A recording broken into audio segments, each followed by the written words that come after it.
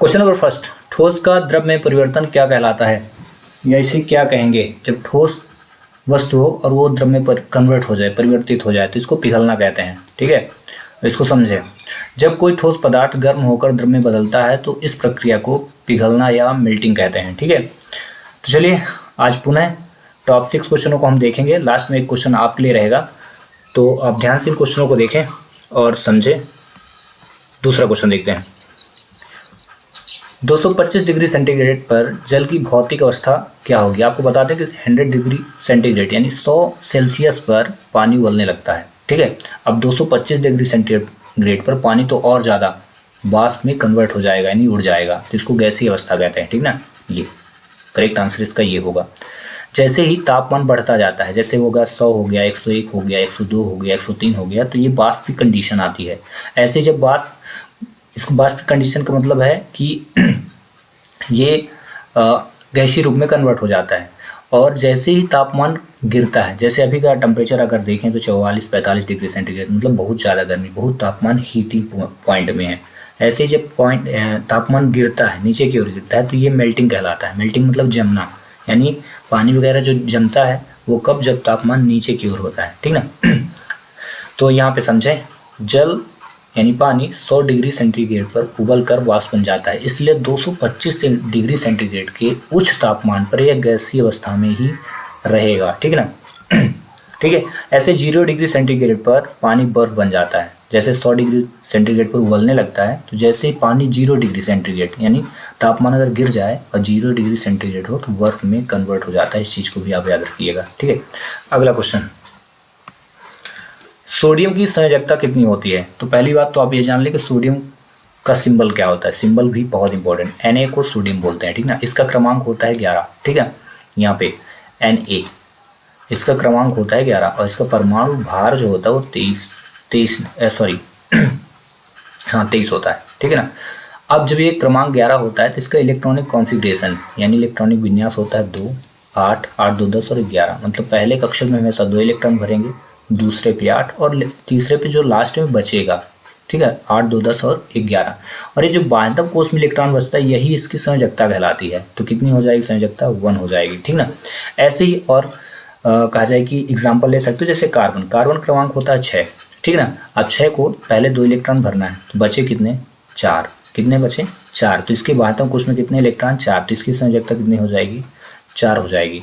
ऐसे अगर हम देखें हाइड्रोजन को देखें तो हाइड्रोजन का क्रमांक 1 है। ठीक है, 1 है। तो जब हम इलेक्ट्रॉनिक कॉन्फ़िगरेशन लिखेंगे तो 1 लिखेंगे, तो ओनली 1 ही है, तो इसकी संयोजकता कितनी हो जाएगी? 1। और देख लेते हैं, ठीक ना। जैसे हम यहाँ पे ले लेते हैं क्लोरीन, और क्लोरीन का क्रमांक होता है 17। पीरियोडिक टेबल में आप देख लेना, जब इसकी हम विन्यास लिखेंगे, इलेक्ट्रॉनिक विन्यास, तो पहले 2 लिखेंगे, 2 भर गए, फिर 8 भरेंगे। ठीक है, 17 है तो 8, 2, 10 और 10 के बाद 7। बाह्यतम कोष में कितने इलेक्ट्रॉन आए? 7। अब देखो यहाँ पे बाह्यतम कोष में 1 इलेक्ट्रॉन, तो संयोजकता 1 हो गई। इसमें कितनी है? 4 है, तो संयोजकता 4 हो जाएगी। ठीक ना। लेकिन यहाँ पे बाह्यतम कोष में 7 इलेक्ट्रॉन है, इसलिए इसकी संयोजकता 7 न होकर के कितनी होगी? 1 होगी। ठीक ना। ये इलेक्ट्रॉन त्यागते हैं, ठीक है, और ये इलेक्ट्रॉन ग्रहण करते हैं। ठीक है, तो जब ऐसी कंडीशन आती है तो क्या करते हैं, जितनी भी संयोजकता बाह्यतम कोष में इलेक्ट्रॉन होते हैं उसे 8 से घटा देते हैं। तो बाह्यतम कोष में 7 है, मतलब 5 से अगर अधिक है, 5 से जैसे ही ऊपर गई संयोजकता इलेक्ट्रॉन, इसमें 7 है ना, 5 से ज़्यादा है, तो इसको आप क्या करोगे? 8 में घटा दोगे, तो 8 - 7 पर क्या हो जाएगा? 1। तो इसकी संयोजकता क्या हो जाएगी? 1। ठीक है, तो इस प्रकार से संयोजकता निकाले जाते हैं। तो इसका करेक्ट आंसर क्या हो जाएगा? 1। तो एक क्वेश्चन आएगा, आप इनको याद रखें, साथ ही साथ सिंबल जरूर याद रखें। क्लोरीन का संकेत क्या है? सिंबल क्या है? Cl। सोडियम का ये हो गया, कार्बन का C होता है, नाइट्रोजन की बात करें तो N होता है। ठीक है, ऐसे ही आप क्या करिए, 30 एलिमेंट और उनके क्रमांक, साथ ही साथ उनकी संयोजकता याद कर लें। ठीक है, इसको आप समझ लें।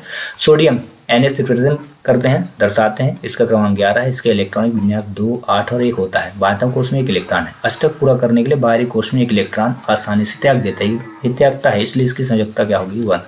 ठीक है, चलिए अगला question, question number 4, very important question. निम्नलिखित में से कौन सा जंतु ऊतक नहीं है? ठीक है, तो इसका करेक्ट आंसर हो जाएगा ये। क्यों है ऐसा? तो आपको बता दें, विभाज्योतक जो होता है ये पौधों में पाया जाता है, जंतुओं में नहीं पाया जाता।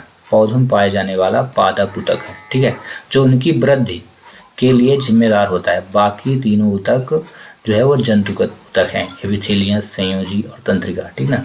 इसमें से ये ऊतक जो है तो बहुत इंपॉर्टेंट, इसके बारे में आप जरूर पढ़ लें, एक बार, 2 बार, 3 बार, 4 बार, जो जितना भी आप पढ़ना है, ठीक है।